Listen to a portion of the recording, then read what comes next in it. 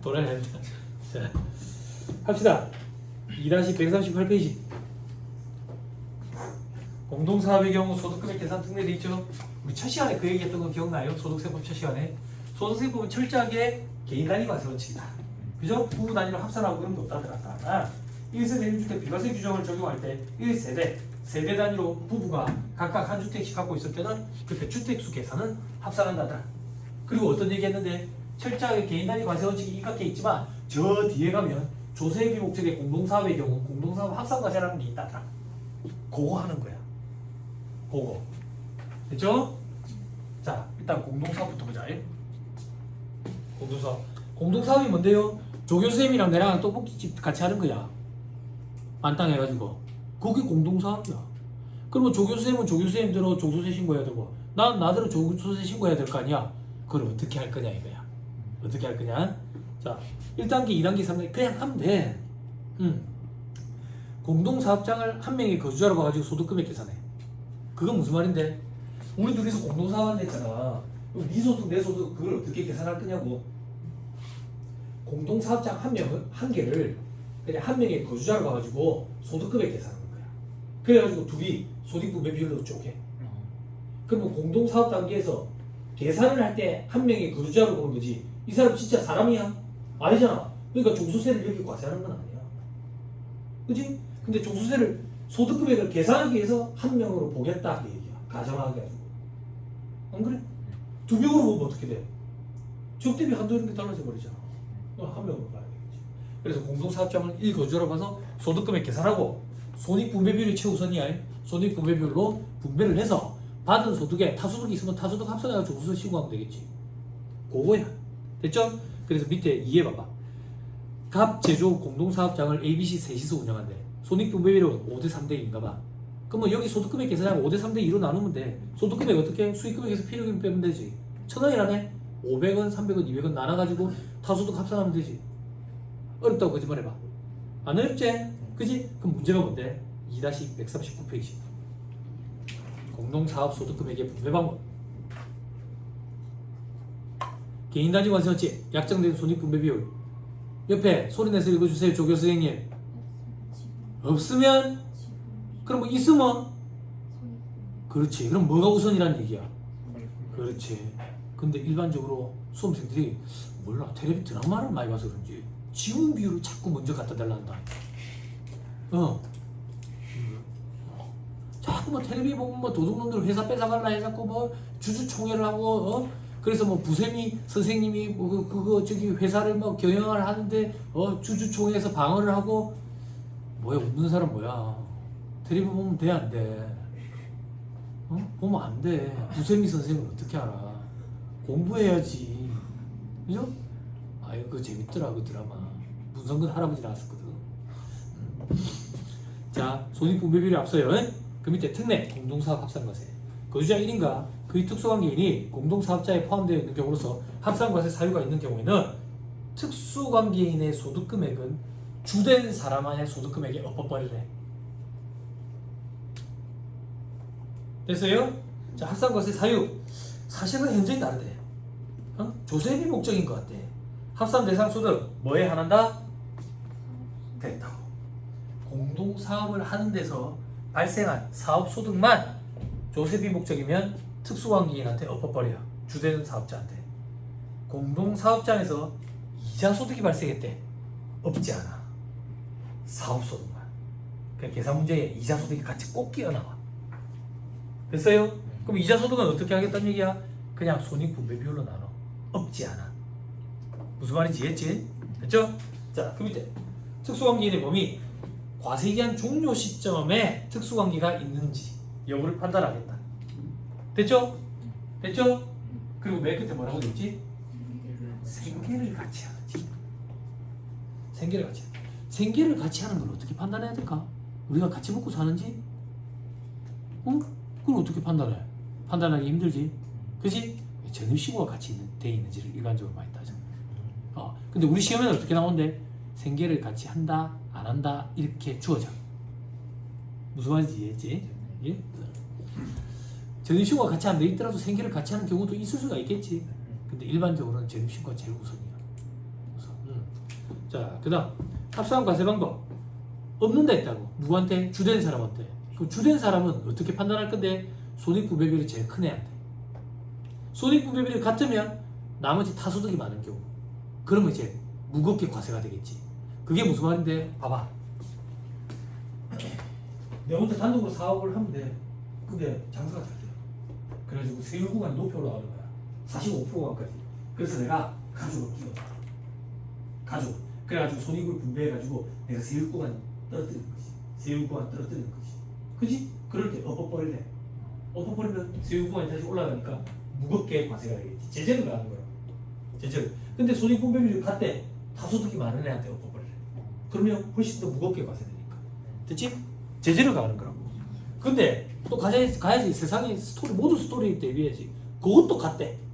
그러면 직전 과세기간에 종합소득금액이 많은 자, 그것도 같대. 그러면 해당 사업에 대한 과표를 신고한 자, 됐어요? 그것도 같대. 그러면 세무서장이 정하는 자. 세무서장이 그럼 계산 문제 나오면 어떻게 해야 되는데요? 계산 문제 나오면 손익분배비율 다 다르게 나와. 걱정하지 마. 그럼 나머지는요, 말 문제 보기를 대비해야 돼.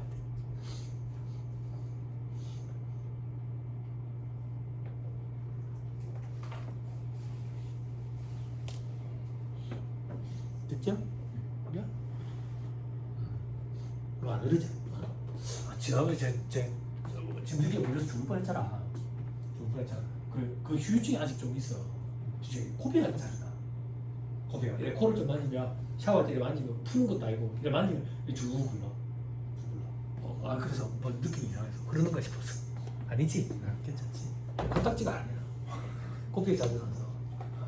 씻고 있으면, 씻고 있다가 이래 하잖아. 남자들이 이래 하거든. 이래 쭉 흘러. 이렇게 쭉 흘러. 아이씨. 그럼 와이프가 들어. 왜? 오빠 코피 나? 코피 또 난다. 죽을란 겁다. 고등학교 때도 코피 한번 흘려본 적이 없어.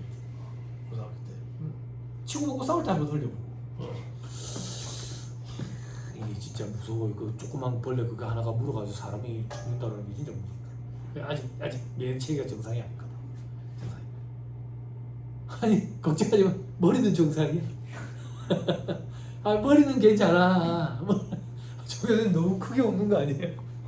정신 나가지 않았어. 머리는 괜찮아.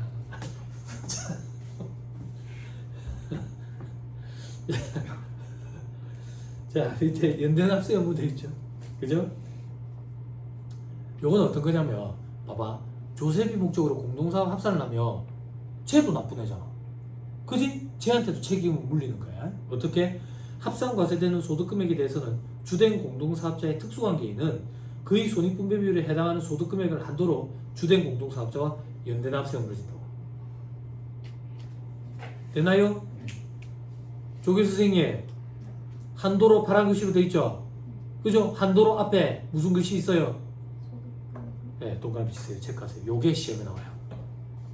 어떻게? 색을 한도로 이렇게 나와요. 오답 보기로. 그리고 글을 뜻하거든.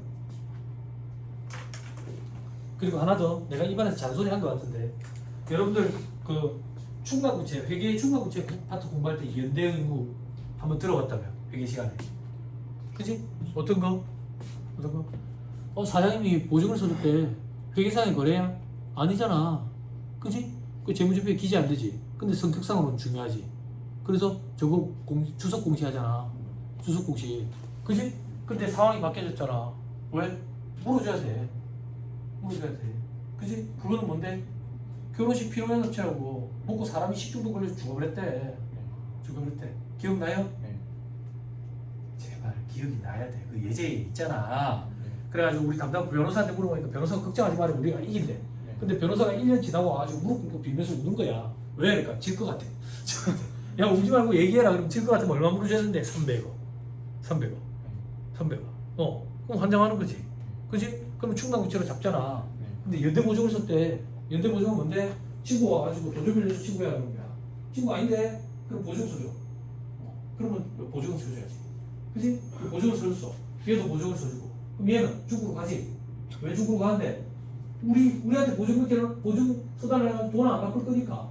그거 갚아야 될 돈이 얼마인데? 100억. 그럼 얘는 머릿속으로 짱구 굴릴 거라고. 어떤 짱구? 야, 병호가 50억은 갚겠지? 일단 50억은 내가 무조건 갚아야 되네? 충분하지. 근데 병호가 요즘에 얼굴이 다크서클이 심하네? 그 50억도 내한테 넘어오는 거 아니야? 우발부채. 그게 연대보증. 연대보증. 그런데 원래 연대보증이라는 얘기는 채무 100억 전체에 대해서 부담을 지는 거야. 그걸 연대책임이라고 표현한다고. 근데 여기 소득금액 다음에 뭐라고 글자 적혀 있어? 한도가 있다고. 이게 또 이상한 거야. 원래 연대책임은 한도라는 게 없어. 전체에 대해서 책임을 지는 거야. 근데 한도가 있지. 그지? 세법은 특별법이기 때문에 이걸 우선 적용한다고. 연대책임은 원래 한도라는 게 없지만 독특한 규정인 거야. 한도가 있다고. 그때 한도가 세액이 한도가 아니라 소득금액이 한도야. 시험에 세액을 한도로 이렇게 든다. 그 오답 보기가 몇 번 등장했어. 됐나요? 됐어요? 그게 무슨 말인데? 2-138페이지지. 이제 그림 보면 돼. ABC가 5대 3대 2 비율로 나누기로 했는데 가만 봤더니 A랑 C랑 조세피 목적의 공동사업인 거야. 특수관계가 있대. 생계를 같이 하고 있고. 그럼 손익분배비율이 누가 커? 그러면 C의 소득금액을 A한테 엎어버리는 거야. C의 소득금액이 얼만데? 200원. 200원을 한도로 A한테서 나오는 세금을 연대 의무를 진다고. A한테 엎어버리니까 700원이 나왔지. 그거에 대한 세금은 얼만데? 세금이 없네. 저 밑에 별표시 2번. 세금이 300이라고 가정을 할게.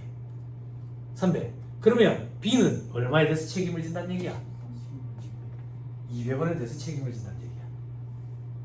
됐죠? 됐어요? 됐어요? 안 됐어요? 됐죠? C가 그의 손익분배비율에 해당하는 소득금액을 한도로 연대 납세 의무를 진다. 별로 안 어렵죠? 계산 문제로도 등장해요. 그냥 엎어버리면 돼요. 손익분배비율 큰데 얘. 됐어요? 그럼 엎어버리고 나면 A, B, C 타소득이 있으면 합산해가지고 개인 단위로 과세하고. 됐나요? 됐어요? 조금만 더. 원래 실전 시험은 하나가 더 있었어. 이 공동사업장에서 이자소득이 발생한 게 있었던 거야. 얼마? 200원. 이자소득은 사업소득이 아니지. 공동사업 합산과세라는 규정이 적용이 안 돼요. 그럼 이 이자소득은 5대 3대 2의 비율로 나눠 갖게 돼. 엎으면 안 돼. 무슨 말인지 이해했죠? 그냥 시험에 그렇게 나오더라.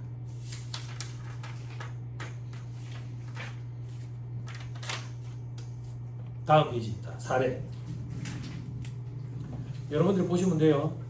여러분들 보시면 되는데 이자 소득 금액 찾았어요? 이자 소득 금액은 합산하는 게 아니야. 같이 봅시다. 자, 자료에 생계를 같이 하는 본인, 동생, 친구가 조세피 목적의 공동사업을 한대. 친구는 특수관계 아니거든. 그지? 그지? 왜? 친구 많아? 내가 잘 돼야 친구였다며. 내가 잘 안 되면 친구 아니잖아. 아니야? 친구가 자꾸 졸라가지고 보증 써달라는데 친구 아니잖아. 아니야? 같이 살아도 친구는 특수관계인이 아니야. 그때 조세피 목적이 4대 2대 4로 한대. 그러면 동생 지분 손해분배비율은 2를 내한테 엎어버려야지. 그지? 공동사업장에서 당기순이익 1억 4천, 비용업 대금액 2개 수익 계상액 1억 1천, 대표자 급여 비용 계상액 350, 차입금 이자 비용 100 포함됐대. 자, 요걸 가지고 조금만 해야 돼. 뭘 해야 되는데? 공동사업장의 사업소득금액을 계산해. 사업소득금액을 어떻게 계산하는데? 총수익금액에서 필요금이 차감하는데 우리는 간접법에 의한 되지. 그래서 결산상 당기순이익에서 시작한다. 얼마? 불러줘. 1억 4천. 여기서 뭘 시작하는데? 임금산입, 소금불산입, 소금산입, 임금불산입. 똑같이 소득세법도 총수익금액 산입, 필요금이 불산입, 필요금이 산입, 총수익금액 불산입. 하나씩 해보자. 이 당기순이익에 비영업 대금의 이익이 포함되어 있대. 그지? 빼야지. 빼야지. 왜? 요거는 이자 소득이니까. 그지? 자, 그 다음 대표자 인건비 350만 원을 잡았대. 잡으면 안 되지. 왜? 대표자 인건비는 사업소득으로 과세해야 되니까. 필요금이 불산해. 더 해야지. 그러면 효과를 없애려면 더 해야지. 인건비는 비용이잖아. 왜 이래? 집에 가버린다 진짜. 빼야 돼. 효과를 배제시키려면 더 해야지. 그지? 자, 그 다음. 차입금 이자 비용. 어떤 이자 비용인지 봐야지. 공동사업용 건물을 취득하기 위해서 조달한 차입금 이자의 이자 비용. 됐죠? 요거는 잘했네. 그죠? 그죠? 필요경비에 집어넣으면 되겠네. 됐죠? 됐죠? 그러면 손댈 게 없네. 이게 무슨 말인데요? 사업과 관련된 비용 맞잖아. 사업소득과 관련된 비용. 그러면 계산하면 3,350. 이게 뭔데? 사업소득 금액이야. 요거를 아까 세 명이지. ABC가 가불비용이야. ABC가 나눠가져야 된다고. A, B, C가 나눠가져야 되는데 B 거를 합산한다 그 얘기야. B 거를. 그러면 지분 비율이 손익분배율이 60%가 되잖아. 그럼 60%를 곱해야 된다 그 얘기라고. 됐어요? 됐어요? 그러면 A한테 엎어지는 게 얼만데? 4,400이지. 아닌데 A한테 엎어지는 게 얼만데? 2,010만 원이네. 그지? 종소세를 계산해야 돼. 종소세 계산하려면 타소득도 합산해야 되잖아. 지금 우리가 계산한 건 A한테 귀속되는 사업소득 금액만 계산했다고. 타소득이 또 뭐 있는데요?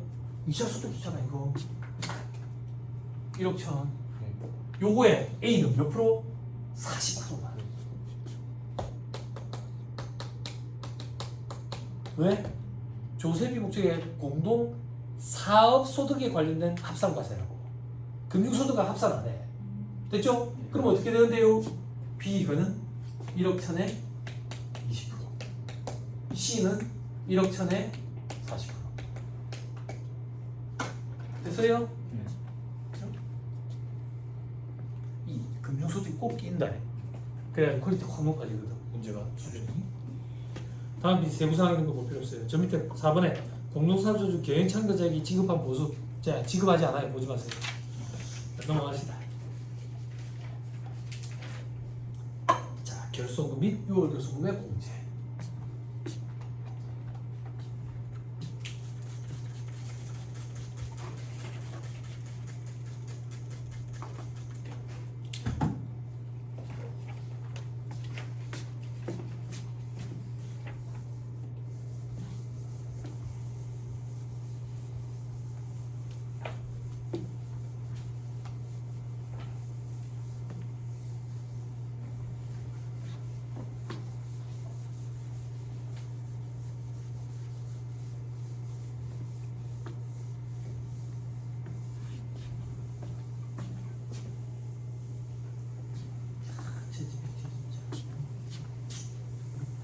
재미나이? 또 뭐 있어? 우리나라에 그 GD가 선전하는 거 뭐야? 공짜로 할 수 있다는 거. GD가 선전하는 거 못 봤어? AI 왜 돈 주고 써? 뭐 이렇게. 돈 주고 쓰면 달라. 답변의 퀄리티가 달라. 저는 이제 학교에 강의하러 가거나 이렇게 이동할 때 챗GPT랑 대화하면서 가거든. 실시간으로 대화할 수 있다. 하루에 1시간만. 1시간만. 들어가지고. 야, 오늘 주유수당 얘기 좀 하자. 주유수당. 브리핑을 쫙 해줘. 이런 케이스면 어떻게 돼? 이런 케이스면 어떻게 돼? 나 모르니까. 노무사가 아니니까. 근데 세무사가 당연히 그거 알 거라고 보고, 그래서 사장들은 내한테 다 물어보거든. 너무 좋더라. 걔랑 대화하면서 가니까. 또 어떤 의뢰가 들어왔는데, 부부가 이혼을 해. 이혼을 해가지고, 갖고 있던 재산인 아파트를 반반 나누기로 했어. 반반 나누기로 했는데 반반 나누면 나중에 팔 때 좀 애매한 거야. 그래가지고 그렇게 재산분할 합의서를 써놔놓고 둘 사이에 다시 재차 협의가 된 거야. 협의가 어떻게? 그만 네 명의로 다 갖고 와라. 그리고 2분의 1 지분에 대한 건 내한테 돈으로 줘라. 요게 단순 공유 분할로 들어가면 양도소득세 과세 대상이 아니거든. 같이 형성한 재산에 단순 분할로 본다고. 나중에 양도소득세 파트에서 공부해. 이 협의 분할이 이루어져야 돼. 이혼 전문 변호사들은 그런 거 다 알고 있기 때문에 협의 분할을 그걸 하거든. 그러면 양도소득세가 없어. 근데 위자료 형태로 주면 양도소득세 과세 대상이야.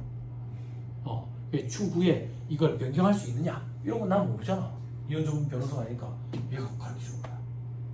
공유 분할 협의서를 제작성해가지고 뭘 하면 괜찮습니다. 그래 등기 후에 공유 분할 협의를 해가지고 등기소에 신고하고 막 어쩌고저쩌고. 그럼 내가 알 수 있는 건 그렇게 되면 이제 양도소득세가 비과세되는 거지. 그렇게 안 되면 양도소득세하고 과세가 돼. 그러니까 협업하는 느낌이라니까. 예전에는 그런 사람들이랑 협업을 하면 술을 사줬어야 돼요. 그 술값보다 3만 원이 싸더라고. 그 정도로 수준이 많이 올라왔어. 협업한다는 느낌이 들 정도로. 자, 결손금. 2월 결손금 공제. 법인세법에서 했던 거 그거 떠올리면 돼. 떠올리면. 자, 개요. 결손금이 뭔데? 그래, 필요경비가 좀 더 많은 거지. 그지? 2월 결손금 뭐? 그게 2월 된 거지. 그지? 근데 소득별 결손금의 발생 여부도 있죠. 그죠? 자, 7번. 자, 예당, 사업, 근로, 연금, 기타, 퇴직, 양도. 총수익금액에서 필요경비 작업을. 봐봐. 결손금이든 2월 결손금이든 간에 마이너스가 나야 결손이라고 얘기를 하잖아. 그지? 근데 봐봐. 이자와 배당소득은 필요금이 빼? 안 빼지. 그러면 결손금이 발생할 여지가 없어. 없어. 사업소득은 있어. 그지? 근로소득은 근로소득 공제라는 걸 빼는데 제일 높은 율이 70%였지. 그러니까 마이너스가 날 여지가 없는 거야. 그지? 네. 없어. 연금소득공제도 마이너스가 날 여지가 없어. 국가에 법에 정해진 일률적으로 계산된 산식에 따라서 차감하기 때문에. 기타 소득은 여지가 있지. 그지? 퇴직소득도 아직 공부 안 했지만 퇴직소득도 근속연수 공제, 환산급여 공제라는 걸 법에 따라 일률적으로 빼주는데 이게 총 퇴직금에 대해서 몇 프로를 빼준다고. 그래서 마이너스가 날 수가 없어. 이거는 마이너스 날 수 있어. 그치? 나 같은 사람. 나 같은 사람 부동산 경기가 그래 좋은데 마이너스 나는 사람 있어. 마이너스 날 수 있어.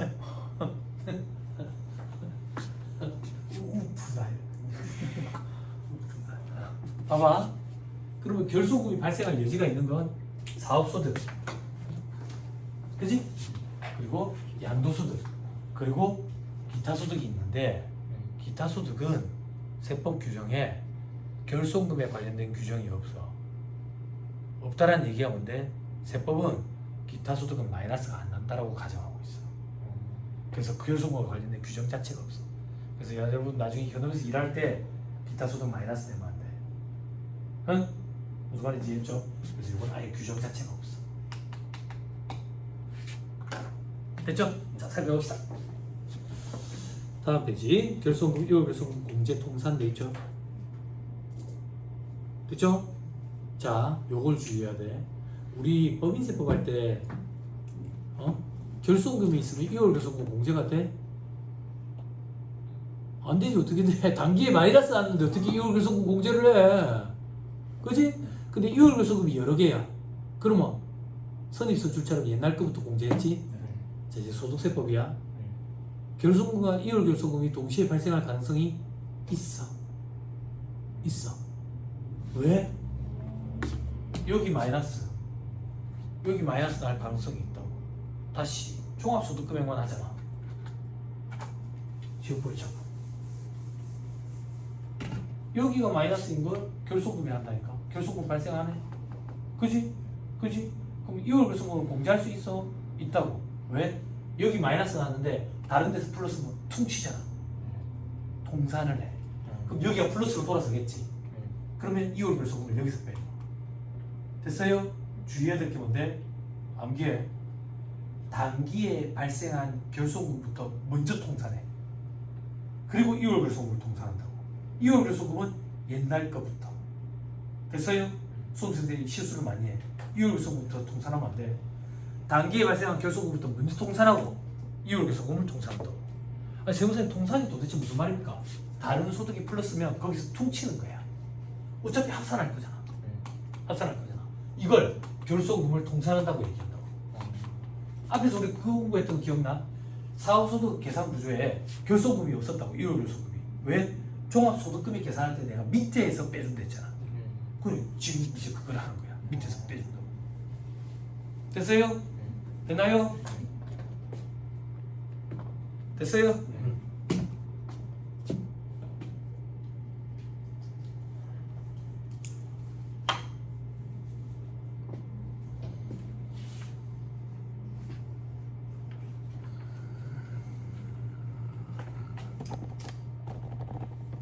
아 이거 프로그램 빨리 사가지고 해봐야 되겠다. 자막 나오면 진짜 좋겠다. 그지? 피곤할 때 저도 혀가 막 꼬이거든. 강의 하루 종일 하면 막 마지막 시간에 혀가 꼬여. 혀가 꼬여. 그래 혀 짧은 소리를 해. 혀가 짧지도 않은데 이 자막으로 보이면 뭐라 그래야 되지? 훨씬 더 이렇게 명확하게 들리겠다. 빨리 해봐야 되는데. 자, 그래 표에 보니까 단기 돼 있죠. 단기 부동산 임대료 결손금, 일반 사업소득 결손금 이렇게 돼 있죠. 그죠? 기타 소득 결손금 봐봐. 뭐라고 돼 있어요? 규정 없어. 결손을 내면 안 돼. 이상하다고. 이상해. 밑에 양도소득 결손금, 다른 소득에서 공제 안 된다. 왜? 봐봐. 분류과세니까. 여기 있는 거 여기서 통치면 안 되는 거야. 분류과세니까. 자 이제 결손금을 타소득에서 통산할 거야. 통산할 건데 우리 앞에서 그 공부했던 거 기억나? 사업소득은 일반 사업소득 결손금이랑 부동산 임대업 사업소득이랑 구분해서 우리는 공부한댔지. 왜? 결손금 통산 방식이 다르기 때문에. 앞에서 그 얘기했지. 그 통산 방식을 보는 거야. 다르기 때문에 따로 떼놔두고 부동산 임대업에서 결손금이 발생하면 다른 소득에서 통 못 친대. 그럼 어떻게 돼? 다음 연도로 넘어가겠지.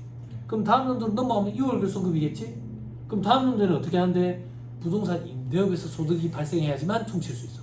또 마이너스면 계속 넘어가는 거야. 됐어요? 자, 그 밑에 일반 사업소득 결손금은 어떻게 하는데? 일단 성격이 제일 유사한 거, 사업소득 성격이 유사한 거, 부동산 임대업 사업소득에서 먼저 퉁치래. 먼저 퉁치래. 그리고 더 남으면 근연기 2배수로 이렇게 똑같은 성격의 부동산 임대업 사업소득에서 먼저 퉁치고, 그리고 또 부족하면 근로, 연금, 기타, 이자, 배당 순으로 퉁치래. 됐어요? 됐죠?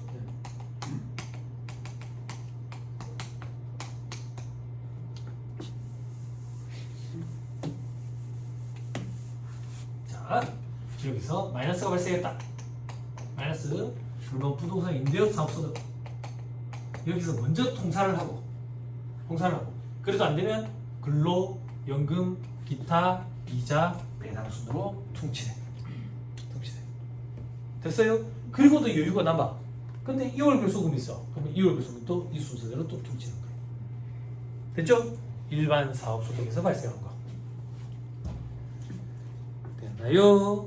근데 뭐 이상한 소리가 좀 있네. 강제공제 14% 세율분 공제 안 돼. 기본세율 적용분 선택 가능. 자, 요 얘기야.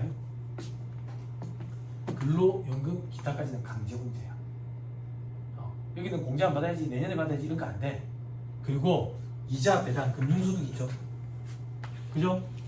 금융소득에서는 14% 세율이 뭐지? 원천징수 세율 적용분이지. 원천징수 세율 적용분에서는 퉁 못 치도록 돼 있어. 됐어요? 됐나요? 됐어요? 이렇게 생각하면 편해. 원천징수 세율 적용되는 거는 실질적으로 효과가 분리과세 효과랑 동일하지. 만약에 분리과세 됐으면 여기서 퉁 칠 수 있었을까? 퉁 못 쳤지. 여기 안 들어왔을 건데. 그거랑 동일하게 하기 위해서 거기서는 퉁치지 못하도록 되어 있어. 그럼 14% 세율 적용 안 되는 나머지는 뭐라고 부르는데? 기본 세율 적용분이라고 부르지. 기본 세율 적용분은 어떻게 하는데? 퉁 쳐도 되고 안 쳐도 되고 일부만 쳐도 되고 전부 다 쳐도 되고. 그지? 우리 시험에서는 단서가 주어져.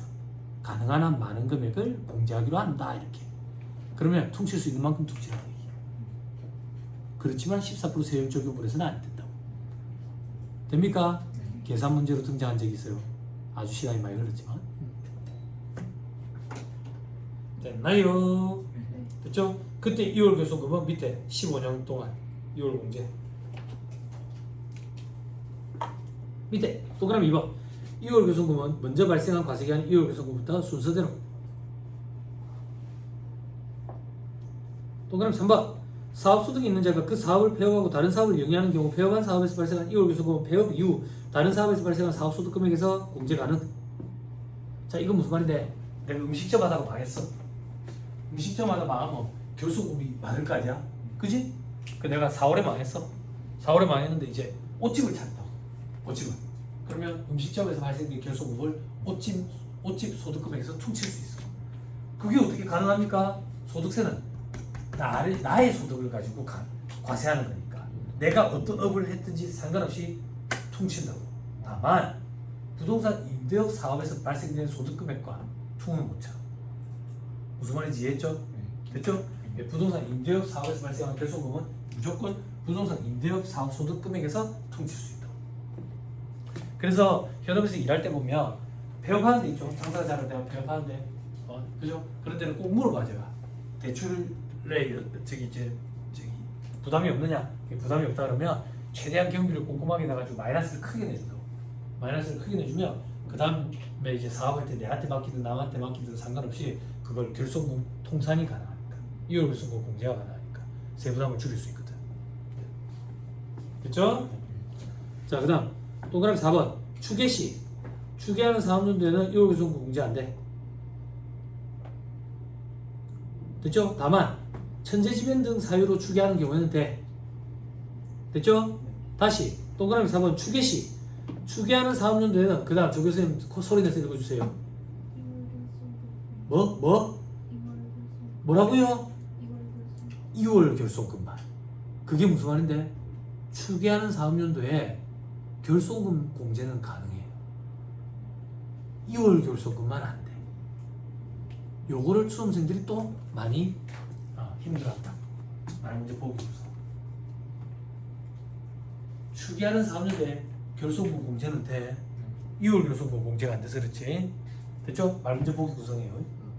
자, 됐다. 그 다음 동그라미 5번 국세부가 채척기간이 지난 후에 이전 과세기한의 2월 결손금 확인될 때는 공제 불가하게 되어 있죠. 그 국세부가 채척기간이라는 거는 요거는 여러분 나중에 이제 국세기본법에서 공부하게 되거든. 이렇게 생각하면 돼. 세무서에서 세금 얼마다라고 이렇게 때릴 수 있는 기간이 국세부가 채척기간이다. 우리 뭐 사람 죽이고 몇 년 도망다니면 되고 이런 거 있잖아. 그 뭐라 하노? 그런 거 있잖아. 그런 거 있잖아. 그렇게 생각하면 돼. 그래서 세금을 요만큼 때릴 수 있다라고 얘기하는 걸 이제 국세부가 채척기간이라고 해. 그리고 우리가 세금 잘못 낸 게 있어서 다시 돌려달라고 신청하는 거 이런 걸 경정청구라고 그래요. 그러니까 국세청에서 세금을 때릴 수 있는 거 우리가 돌려달라고 요청할 수 있는 거 둘 다 똑같이 5년이야. 5년. 그러니까 뭔가 바로 잡을 수 있는 기간이 5년이다 이렇게 생각하면 돼.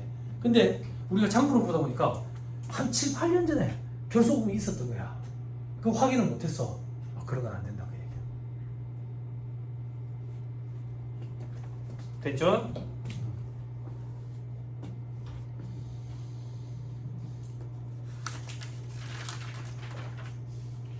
넘어갑니다. 맨 위에 별표시 3번.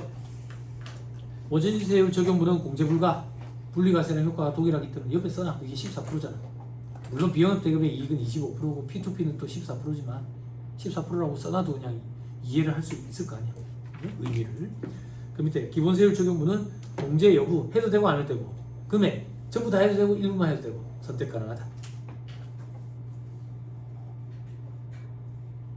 됐나요? 됐어요? 밑에 보니까 또 이제 뭐 나와요? 중소기업 결손금 소득공제. 시험에 나왔다. 그러면 법인세법에서 나올 거야. 이거 신경 쓰지 마. 여기는 말 문제 보기 정도만 구성한다 생각하면 돼. 그러면 세무사님 느낌이 어떤 느낌? 이미 이제 소득세법 끝이 나는 거예요. 우리 법인세법 할 때 각사는 소득금액까지가 거의 90% 이상이고 과표까지가 거의 95%였잖아. 여기도 띄엄 볼 거라고 이제. 됐죠?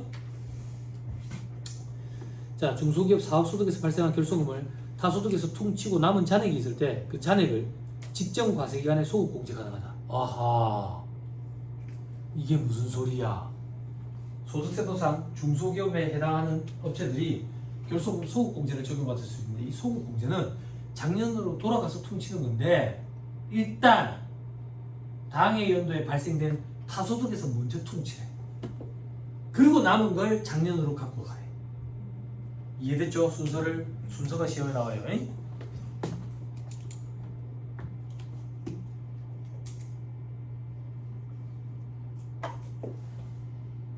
됐나요? 됐어요. 됐죠? 밑에 세부상 차이 돼 있죠? 그죠? 눈으로 한번 볼까?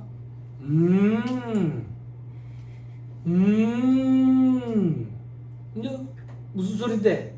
다 한 거네. 다 한 거야. 소득세법에서는 말 문제 보기 정도만. 계산 문제 잘 등장하지 않지만 등장한다 해도 법인세 보면서. 자, 다음 페이지. 4례. 결손금과 이월 결손금 공제가 맞물렸대. 그럼 뭐부터 해야 된다고?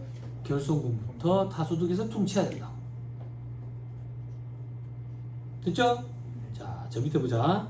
예제 풀이 돼 있죠? 책에 있는 예제인데 그냥 이걸로 볼게요. 자, 2월 결손금이 부동산 임대업에서 발생된 2월 결손금 100만 원이 올해로 넘어온 거 있대. 일반 사업에서 발생된 2월 결손금 2,800이 올해로 넘어온 거 있대. 됐죠? 됐죠? 자, 괄호 안에 선택 가능한 경우 금융소득에서도 퉁치기로 했다. 가능한 한 많이. 자, 올해 소득을 보자. 이자, 배당, 사업, 부동산 임대업 사업, 근로, 기타 이렇게 돼 있네. 정한 적 있을까요? 이제 계산 문제로 등장하고 있습니다.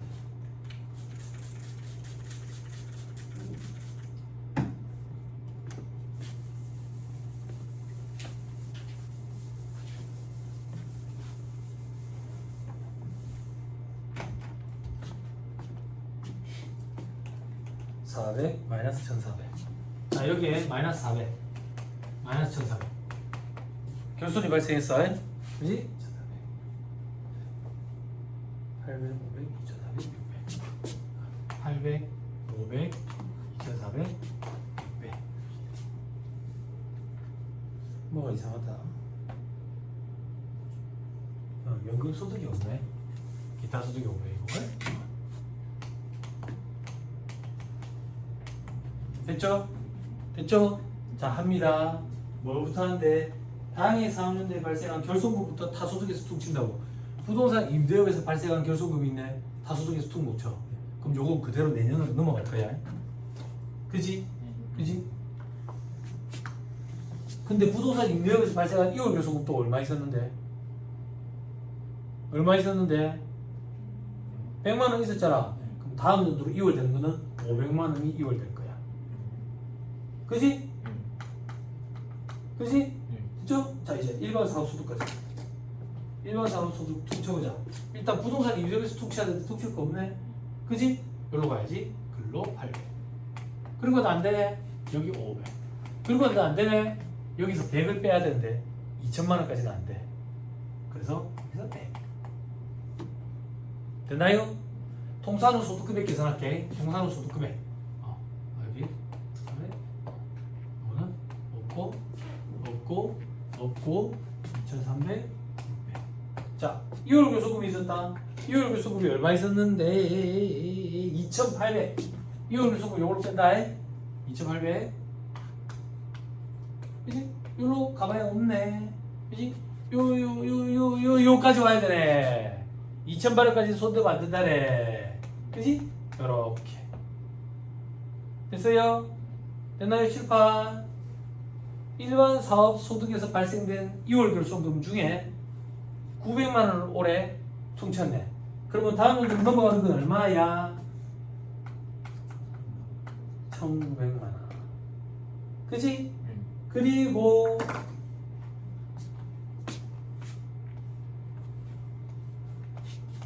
단기에 과세 대상이 되는 과표에 들어가는 소득금액 얼마? 2천만 원과 2천만 원. 됐지? 요게 종합과세되는 소득금액이 되겠네. 퉁 못 치니까. 됐죠? 시험에서 얘랑 얘들이랑 같이 물어봤었어.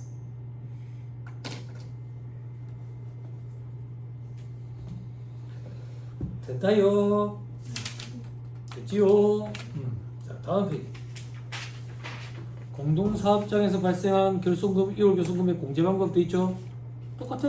아까 공동사업장에서 소득금액 발생한 거 소득 분배 비율로 분배했잖아. 그럼 마이너스 난 것도 분배해야지. 됐나요? 됐지요? 오케이. 밑에 별표시 2번. 시험에 몇 번 등장했다. 이거를 어떻게 발라냈을까 수험생들이 참 걱정스럽더라. 발라낸 친구들은 대단하다는 생각이 들고 2월 결손금이 있는 공동사업장의 소득금액 계산할 때 2월 결손금을 공제하지 아니한 해당 과세기간의 소득금액을 공동사업자별로 분배한 후에 직전 과세기간에 소득에 통산하지 아니한 공동사업자의 2월 결손금을 공제해야 돼.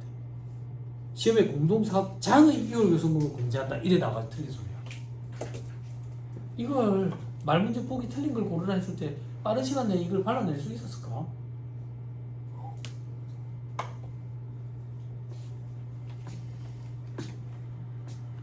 자, 이건 무슨 말이냐면 잘 봐봐. 우리가 공동사업을 해. 공동사업을 해가지고 마이너스가 났어. 마이너스가 1,000만 원 났다고 볼게. 우리 소득분배비율 5대5야. 마이너스 500, 마이너스 500 갖고 왔겠지. 그래 타소득 가지고 신고를 했든 뭐 어쨌든 그렇게 됐겠지. 그지? 근데 그 결손금 그거밖에 없었대. 다른 소득이 없었대. 그리고 1년이 지났어. 그럼 그 결손금은 6월 결손금이지. 그지? 이 6월 결손금은 내려가봐.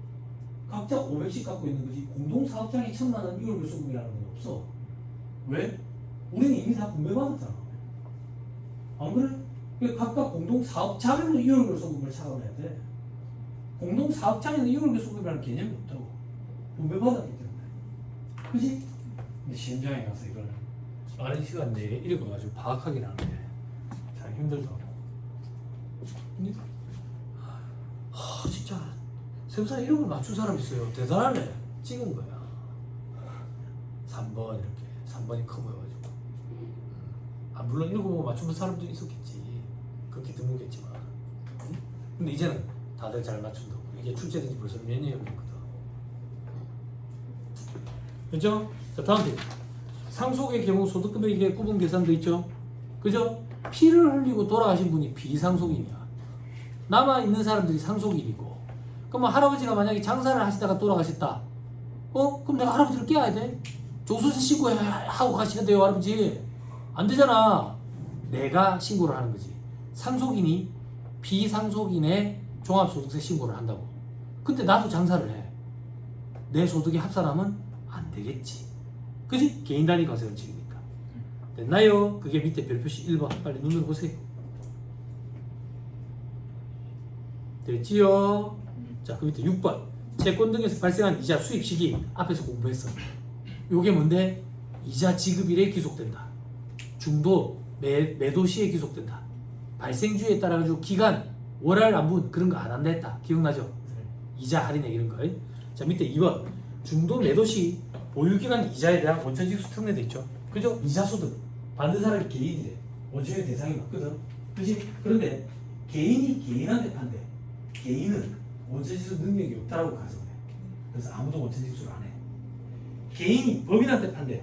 개인은 원천징수 능력이 없으니까 매수하는 법인이 원천징수한대. 법인이 개인한테 판대. 그러면 매도하는 법인이 원천징수한대. 그렇죠? 마지막 하나. 중도 해지로 인한 이자 소득 계산의 특례도 있죠. 종합소득 과표 확정 신고 후에 예금이나 신탁의 중도 해지로 이거 봤던 것 같은데 앞에서 여기 왔다 갔다고 출처져 있죠 누가?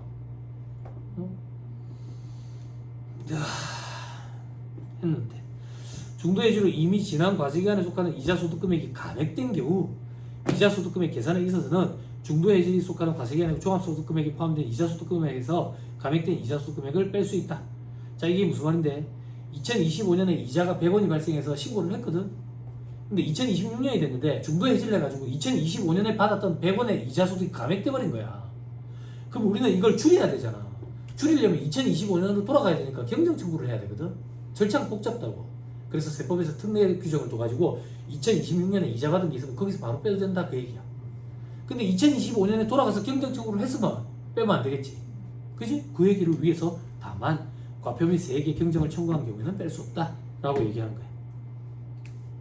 됐죠? 요 정도 하시죠.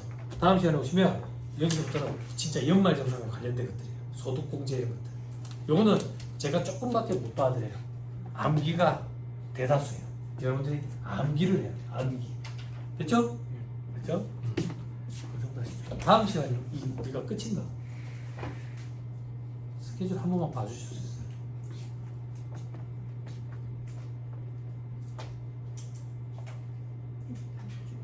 그죠?